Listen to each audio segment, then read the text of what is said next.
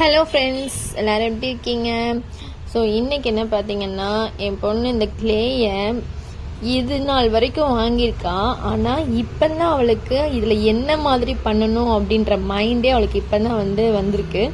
So அதை தான் வச்சு பண்ணிகிட்ருக்கோம். ஏன்னா முன்னாடிலாம் நம்ம என்ன பண்ணுவோம் அப்படின்னா, களிமண் நமக்கு நல்லா கிடைக்கும். மண்ணை தோண்ட தோண்ட நல்ல களிமண் கிடைக்கும். ஆனால் இப்போ எந்த மண்ணை தோண்டினாலும் கல் தான் வருது, களிமண் வரல. முன்னாடிலலாம் களிமண் கிடைச்சிது அப்படின்னா அதில் வச்சு நம்ம ஆட்டு உரல், அம்மி, டிவி, செல்ஃபோனு இதெல்லாம் வச்சு ரொம்ப அழகாக செஞ்சு நம்ம விளையாடிருப்போம். ஆனால் இப்போ உள்ள பிள்ளைங்களுக்கு அந்த மாதிரி ஒரு இதே இல்லை. அதெல்லாம் அவங்க ரொம்ப மிஸ் பண்ணுறாங்க. பட் ஆனால் அதுக்கு பதிலாக இப்போ ஒரு கிளே அப்படின்னு சொல்லிட்டு கடையில் கிடைக்க ஆரம்பிக்குது. ஸோ அதையாவது வச்சு பண்ணுங்களேன் அப்படின்னு சொல்லிட்டு இதை வச்சு பண்ணிட்டு இருந்தாங்க. அதுக்கப்புறமா குழந்தைங்களுக்கு சரி காலையில் பிரேக்ஃபாஸ்ட்டுக்கு ஏதாவது செஞ்சு கொடுக்கலாம் அப்படின்னு சொல்லிட்டு இந்த காய்கறி எல்லாம் போட்டு மேகி தான் ரெடி பண்ணிட்டு இருந்தேன். ஸோ இது மந்த்லி 1 டைம் தான் குழந்தைங்களுக்கு கொடுப்பேன்.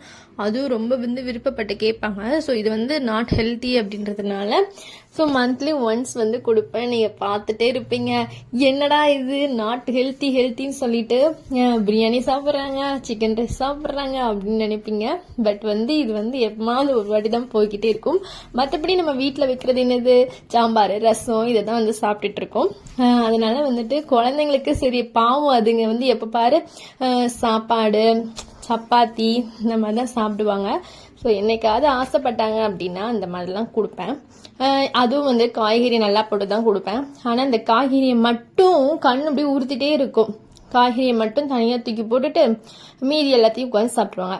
இவ எதுக்கு இப்படி பண்ணுறா அப்படின்னா, இந்த பூனை மீனுக்கு வெயிட் பண்ணலாம், அந்த மாதிரி மேகிக்கு இவ உட்காந்து வெயிட் பண்ணிட்டு இருக்கா. எப்படா கிண்டுவாங்க, எப்படா நமக்கு கொடுப்பாங்க அப்படின்ற மாதிரியே வெயிட் பண்ணிக்கிட்டு இருக்கா. சரின்னு சொல்லிட்டு கடைன்னு ஒவ்வொரு அடுப்புலையும் ஒன்று தூக்கி போட்டாச்சு.